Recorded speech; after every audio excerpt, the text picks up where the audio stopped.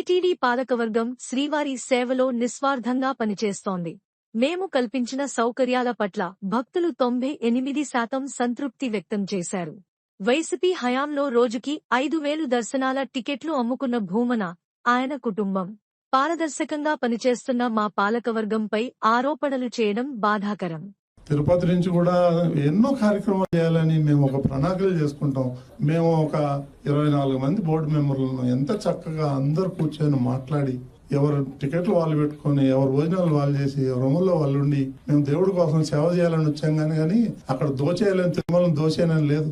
తిరుపతి నుంచి తిరుమలకు కూడా ఉచిత బస్సులు చేయాలని ఎన్నో కార్యక్రమాలు పెట్టుకుంటున్నాం. మేము భక్తుల్ని మంచిగా రావాలా, చూడాలని మేము ఒక టీంని పెట్టాము. 25 మందిని శ్రీవారి సేవకుల్ని. వాళ్ళకి ఒక ఫార్మాట్ ఇచ్చి పంపించాం. అమ్మ ఎలా ఉంది, భోజనం ఎలా ఉంది, దర్శనం ఎలా ఉంది, ప్రసాదాలు ఎలా ఉన్నాయి, ఫ్రెండ్లీగా ఉన్నారా లేదా ఎంప్లాయీస్, అవన్నీ 98% బాగుందని వచ్చింది. ఇది ఆన్ రికార్డ్ నేను చూపిస్తాను.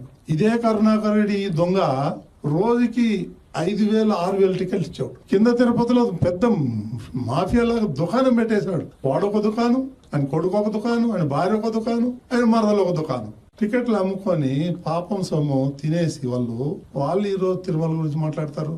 ఒక్కొక్కరు తవ్వితే ప్రతి ఫైల్లోనూ అవినీతి. ఇందాక చెప్తాడు గోశాలలో గోవులు చచ్చిపోయినాయి. ఎవడు గోశాలను నడిపింది? నీ మేనమామ హరినాథ్ రెడ్డి కదా ఇన్ఛార్జి.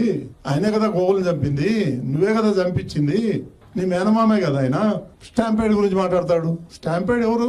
అక్కడ కూడా ఇన్ఛార్జ్ హరినాథ్ రెడ్డి, ఒక డిఎస్పీ నీకు చెంచా. వీళ్ళిద్దరు వల్లే కదా, వీళ్ళిద్దరే సస్పెండ్ అయ్యారు కదా. ఈ హరినాథ్ రెడ్డి ఎవరు? నీ మేనమామ కాదా? నువ్వే చేయించావు స్టాంపేడ్, అది మా మీద దోస్తావు. నీ చరిత్ర ఎంత ఉంది ప్రతి ఒక్కరికి తెలుసు. రాష్ట్రంలో రైళ్లు తగలబెడతావు, దొంగ ఓట్లు కర్ణాటక నుంచి, తమిళనాడు నుంచి తీసుకొస్తావు, దొంగ ఓట్లు వేపిస్తావు, దొంగ ఓట్లు చేపిస్తావు. నీ చరిత్ర నువ్వే పెద్ద గజ దొంగవి. మా గురించి మాట్లాడే అర్హత 1% కూడా లేదు నీకు. తస్మా జాగ్రత్త.